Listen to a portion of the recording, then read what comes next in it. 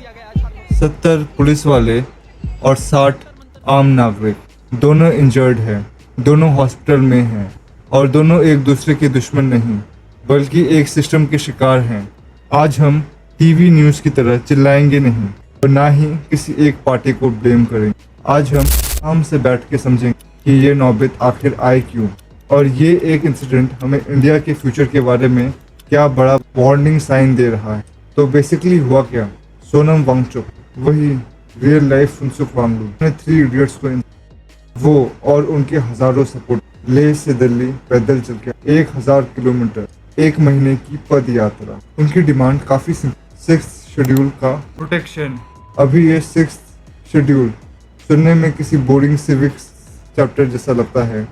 इसको आसान शब्दों में समझ, इमेजिन करो आपका एक खूबसूरत सा घर है। 6th शेड्यूल उस दरवाजे पर लगे एक लॉक की तरह। लद्दाखीज बस ये चाहते हैं कि उनके पहाड़, उनका कल्चर और उनकी ज़मीन पर उनका कंट्रोल रहे, ताकि कोई भी बाहर से आकर वहाँ पर बड़ी फैक्ट्री या होटल ना खोल दे बिना उनकी मर्जी के। It is not about politics, it is about survival, sustainability. लेकिन जब ये लोग दिल्ली के बॉर्डर तक पहुँचे, the situation completely broke down. 130 से ज़्यादा लोग घायल। अब यहाँ 2 साइड्स हैं और हमें दोनों को समझना। एक तरफ वो आम लोग हैं जो महीनों से पीसफुली प्रोटेस्ट कर रहे थे और माइंड ब्लोइंग फैक्ट ये है, सोनम वांगचुक ने पिछले महीने -20 डिग्री सेल्सियस में फास्टिंग की थी बिना एक भी पत्थर उठाए। Total peace. और दूसरी तरफ है वो भी आम इंसान हैं, किसी के पिता, किसी के बेटे, जिन्हें ऊपर से ऑर्डर मिला था लॉ एंड ऑर्डर मेंटेन। इसको ऐसे सोचो, हमारा डेमोक्रेटिक सिस्टम एक प्रेशर कुकर की तरह है।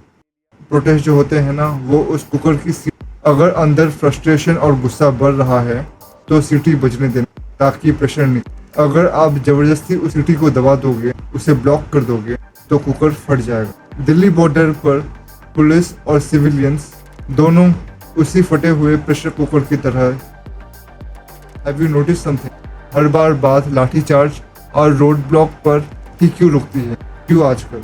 ये इंसिडेंट अब सिर्फ लद्दाख का नहीं, ये दिखाता है कि एज अ सोसाइटी हमारी टॉलरेंस और हमारा पेशेंस खत्म हो रहा। 1 सेकंड के लिए उनकी जगह खड़ा होकर इमेजिन करो, आप अपने ही देश की कैपिटल में अपने आने वाले हक के लिए 1000 किलोमीटर पैदल चल के आते हो और आपको बॉर्डर पर ऐसे ट्रीट किया जाता है जैसे कि आप कोई थ्रेट। कैसा फील हो? एक आम इंडियन यूथ के अंदर एक डीप फ्रस्ट्रेशन बढ़ती जा रही है, क्योंकि धीरे धीरे ये नैरेटिव बन गया है कि जब तक शोर ना मचे, जब तक रास्ते ब्लॉक ना हो, तब तक ऊपर बैठे लोग सुनते ही नहीं। हिस्टोरिकली इंडिया दुनिया भर में अपने पीसफुल प्रोटेस्ट के लिए जाना जाता था। आज वही देश 20 मार्च को डंडे और बैरिकेड से हैंडल कर रहा है। देखो, इंडिया को चेंज चाहिए, केओस नहीं। जब 70 पुलिस वाले इंजर्ड होते हैं तो सिस्टम फेल, और जब 60 आम लोग पिटते हैं तो डेमोक्रेसी पीछे चली जाती है।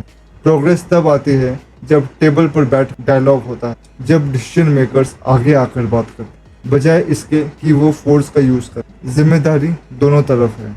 अथॉरिटीज को एम्पैथी दिखानी होगी और आम लोगों को ये समझना होगा कि वायलेंस किसी प्रॉब्लम का सोल्यूशन नहीं। अगली बार जब आप ऐसी कोई हेडलाइंस देखो तो इसे पुलिस वर्सेस पब्लिक की तरह मत, उसे एक रिमाइंडर की तरह देखना कि हमारा सिस्टम बात करना भूल गया। क्योंकि सच तो ये है, जिस दिन एक आम आदमी को अपनी बात रखने के लिए अपनी ही सरकार से डरना पड़े, उस दिन देश जीतता नहीं है, सिर्फ हारने की तैयारी करता। सोचो इस बारे।